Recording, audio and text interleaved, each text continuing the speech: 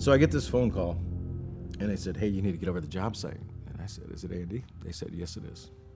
I said, bad? They said, real bad.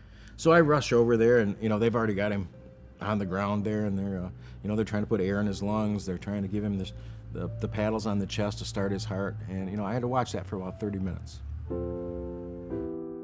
But he wasn't coming back. He died with a needle still in his arm. He had hopes, dreams, and aspirations just like everybody else.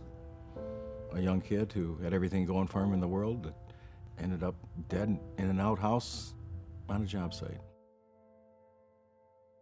The day of his funeral, I got up that morning and I said, I'm going to speak today at the funeral. And my wife says, you're going to speak at the funeral? You haven't said anything in 3 days. I've never even seen you like this. So today's a new day. And I talked about the problem. I talked about his life. And I said, we're going to do something about this. We're going to do something about this as a community. I live in a little community of Grass Lake, Michigan. When I started talking about all the kids that I knew in this little rural community that were using drugs, using heroin as a matter of fact, people looked at me like, this is Grass Lake, Michigan. Are you kidding me? This is a little rural community. Who would be using heroin out here?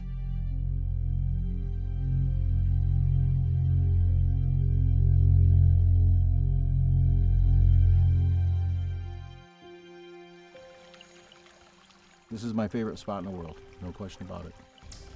Andy had walked through here when he was going through his addiction because it ended up being a great place where we could talk about anything we wanted to talk about without getting angry. It's a sacred spot for me. We had so many talks back here that educated me so much on addiction and what somebody's actually going through and how they actually feel. It's physically impossible for them to just quit. Part of the brain that's been damaged that won't allow them to quit.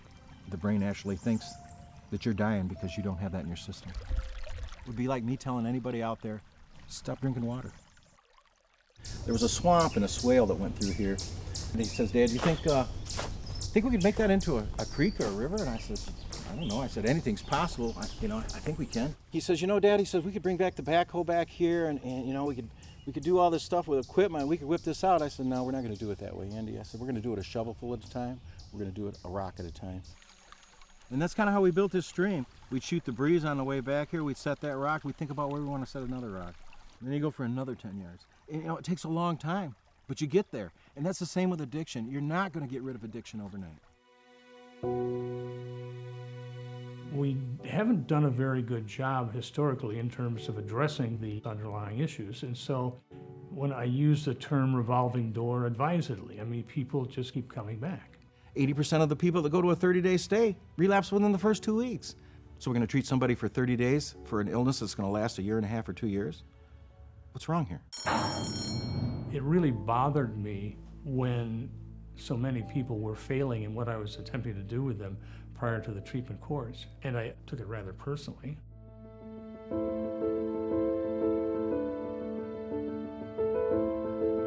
What's been going on since the last time I talked to you? Quite a bit, actually. Just went yesterday to get pre-approved on a house and whatnot. Got a house picked out. Congratulations. Working on getting full custody of my daughter, which is a couple months away. The idea behind treatment courts is to provide individuals struggling with substance use disorders with treatment and supervision and support. And it's not only less expensive than prison, but it is more effective at reducing recidivism rates. What we see are folks that go to long-term inpatient treatment and they're doing really well and would like to return back to their community, maybe for children or family. The problem being is that the family dynamic is unhealthy, or the physical geographic location of where they would come stay is right in the middle of where drug dealers are and would have access to them. So a safe housing and healthy housing component is vital. And the key thing with recovery housing is changing the community. We're removing them from the using opiate heroin community and putting them into a community where everyone is trying to stay sober. Judge Hoffman had heard my work in the past working with people in recovery, building housing, and asked if I could do that in connection with drug court. And I told him I could.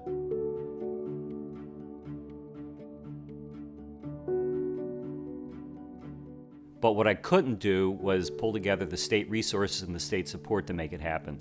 And I knew the man who could, and that was Mark McDaniel. and Judge Hoffman called him next. As an organization, we're here because we believe that all people deserve the opportunities that are provided by living in a healthy community. Judge Hoffman called to find out what's affordable housing, what's permanent supportive housing, how's that work with treatment court, how could it? And the solution is the treatment court working hand in hand with the permanent supportive housing model with all those resources. It's about building a place that people can grow their family, they have fresh food, they can have a job, they have access to primary health care, they can send their kids to a good school that the kids can walk to and feel safe. They can live in a community where crime is low, where you don't have drugs and you don't have needles on the ground. That's like utopia, but that's what we're striving for, why we're here.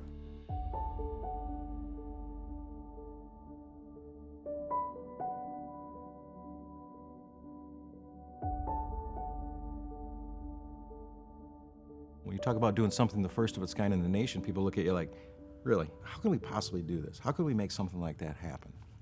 Yeah, you're right, Mike, but nobody can afford that. You got to come back with giving them reasons they can say yes.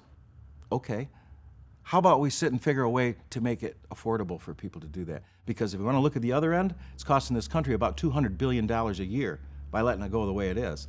How about, we spend a little money to save a little money in the end here? A young lady in the governor's office called me and she said, we're trying to get ideas on what to do about this problem in Michigan. I said, here's what we need to do and here's how we need to do it. I said, I just can't figure a way to finance it. Mike Hurst was the guy that brought the yes because he was able to tell his personal story of his loss. Next thing we know, we've got people at state government that are champions for this idea of the treatment courts working hand in hand with permanent supportive housing, and they're providing the resources that we needed to really make this work. Welcome everyone. It's quite a day today. It's sunny, it's 85 degrees. And to be in this business and what we've had to do to make this property happen, you had to believe it was sunny every day in 85. Most of you understand that you are in a moment of history right now in regards to stepping up and doing something about the opiate addiction issue. This development is the first of its kind, not just in Michigan, but in the country, and it's right here in Jackson.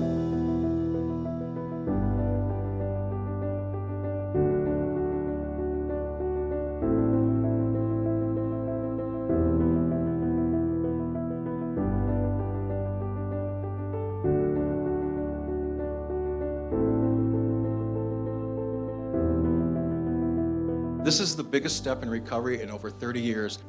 This is an opportunity for the drug courts who have now found a way to not punish people and put them in jail, to help people, to move them up, to move them ahead in life.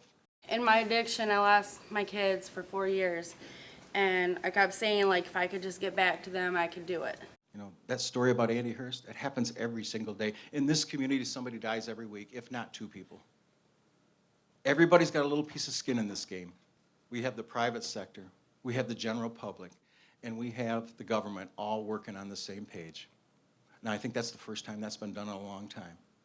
Andy's place is going to be one of those places that changes lives and improves them for the better.